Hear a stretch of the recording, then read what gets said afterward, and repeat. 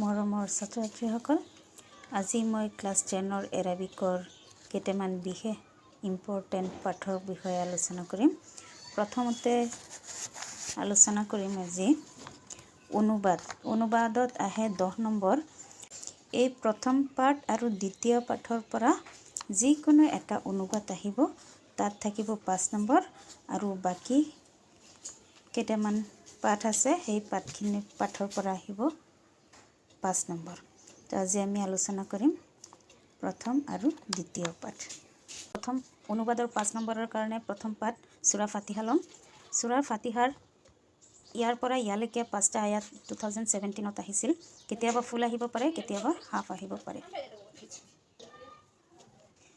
পৰম কৰুণাময় দয়ালু আল্লাহৰ নামত আৰম্ভ কৰিলোঁ। এইটো বিছমিল্লাৰ অৰ্থ, এইটো লিখি ল'বা। 1 নম্বৰ আয়াতৰ অৰ্থ হৈছে, সকলো প্ৰশংসা আল্লাহৰ বাবে, যিজন গোটেই জগতৰ প্ৰতিপালক বা মালিক। তেওঁ পৰম কৰুণাময় আৰু দয়ালু। তেওঁ শেষ বিচাৰৰ দিনৰ মালিক। আমি তোমাৰেই উপাসনা কৰোঁ আৰু তোমাৰ ওচৰতেই সহায় বিচাৰোঁ। আমাক সহজ সৰল পথত পৰিচালিত কৰা। ইয়ালৈকে কেতিয়াবা আহিব পাৰে। আৰু পিছত 6 নম্বৰ আয়াত, সেইসকলৰ পথ যিসকলক তুমি অনুগ্ৰহ কৰিছা, সেইসকলৰ পথ নহয় যিসকলৰ ওপৰত তোমাৰ অভিশাপ বৰ্ষিত হৈছে আৰু যিসকল পথভ্ৰষ্ট হৈছে। কবুল কৰক। এতিয়া আহিছোঁ প্ৰথম পাঠৰ আৰু এটা অনুবাদ।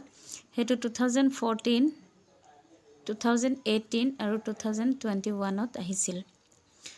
আৰু এই দুবাৰ আহিছিলে প্ৰথমৰ পৰা আৰু 21ত আহিছিলে ইয়াৰ পৰা। কথাবিলাক লক্ষ্য কৰিবা। প্ৰথম পাঠৰ আৰু দুটা অনুবাদ আছে, তাৰে এই প্ৰথমটো লৈছোঁ।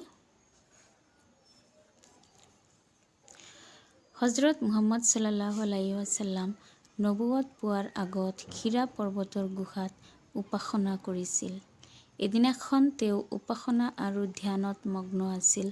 তেতিয়া উখিৰ ফিৰিষ্টা জিব্ৰাইল আলাইহিছ সালাম তেখেতৰ ওচৰত অৱতৰণ কৰিছিল আৰু তেখেতক কৈছিল, হে মুহাম্মদ সাল্লাল্লাহু আলাইহি ওয়াসাল্লাম, পঢ়ক।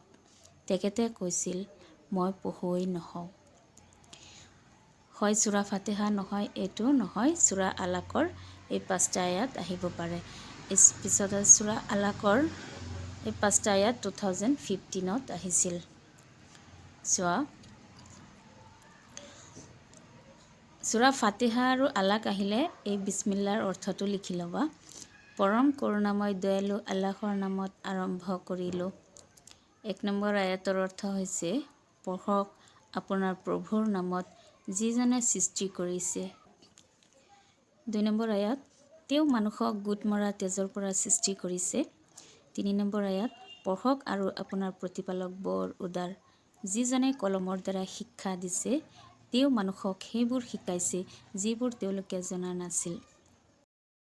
ছাত্ৰ-ছাত্ৰীসকল, প্ৰথম পাঠত 3টা অনুবাদ আছে। সেইটো হৈছে সূৰা ফাতিহা, এইটো আৰু এইটো। এইবিলাক বাৰে বাৰে আহি থাকে।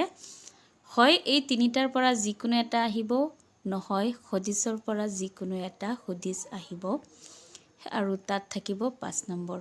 আমি হদিছৰ ভিডিঅ'খিনি পিছত দি থাকিম, তোমালোকে চাই থাকিবা। Thank U.